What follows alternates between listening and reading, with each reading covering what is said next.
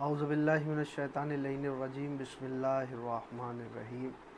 ماہ رمضان کے 25ویں دن کی دعا۔ اللہم اجعلنی فیہ محبا لاولیائک و معادیا لاعدائک مستنا بسنت خاتم انبیائک یا عاصم قلوب النبیین۔ اس کا اردو ترجمہ: اے میرے اللہ، آج کے دن مجھے اپنے دوستوں کا دوست اور دشمنوں کا دشمن قرار دے، اور خاتم الانبیاء کی سنت کا پیرو قرار دے، اور انبیاء کے قلوب کے محافظ یعنی انبیاء کے دلوں کی حفاظت کرنے والے۔ آج کی یہ دعا، جس میں دو جملے، پہلا جملہ اور دعا کا دوسرا جملہ جو قابل غور ہے: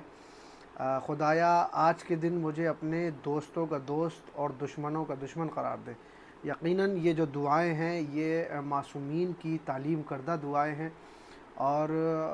اس دعا کے پہلے جملے سے امیر کائنات کا وہ مجھے قول یاد آیا کہ مولا نے فرمایا تھا کہ تمہارے دوست کا دوست تمہارا دوست ہوتا ہے، اور تمہارے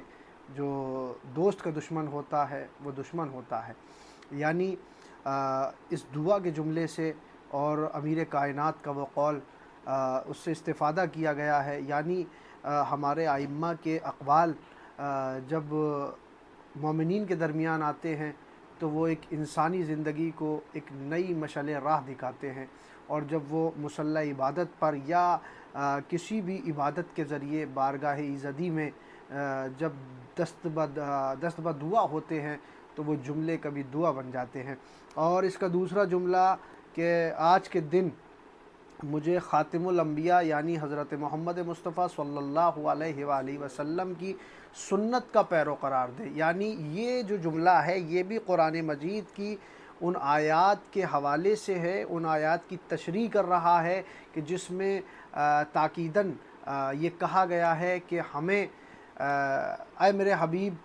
تم اپنی امت سے کہو کہ وہ تمہارے پیرو ہو جائے۔ یعنی کہ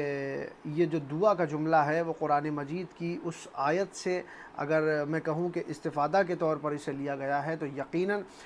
یہ جو ماہ رمضان کی دعائیں ہوتی ہیں یہ اقوال معصومین اور قرآن مجید کی آیات کے حوالے سے جو پیغامات عام کیے جاتے ہیں چھوٹی چھوٹی دعاؤں میں، وہ ماہ رمضان میں ان دعاؤں کو رکھا گیا ہے، اور یہی ائمہ نے ہمیں تعلیم کی ہے۔ اور ہمارا طریقہ کار بھی یہ ہونا چاہیے کہ جب ہم ان دعاؤں کو تلاوت کریں تو ساری وہ دعائیں اور ساری وہ آیات اور ساری وہ احادیث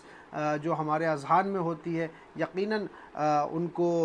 ذہن نشین ہو جانا چاہیے، اور ان دعاؤں سے مشابہ ہونے کے بعد میں ہمیں رجوع کرنا چاہیے ان ذوات مقدسہ کی طرف کہ جنہوں نے ان ساری کی ساری دعاؤں کو ہمیں تعلیم کیا ہے، اور ہمیں شکر گزار ہونا چاہیے کہ اللہ نے ہمیں ایسے ہادیان اور ایسے رہبر دیے کہ جنہوں نے ہمیں قرآن اور ایسی دعائیں ہمارے حوالے کی ہیں کہ عبد اور معبود کے درمیان جو ایک ربط قائم ہوتا ہے اس کے لیے بہترین الفاظ مہیا کرائے ہیں۔ آج کے دن کا یہ تحفہ ہے۔ فقط والسلام۔ خدا حافظ۔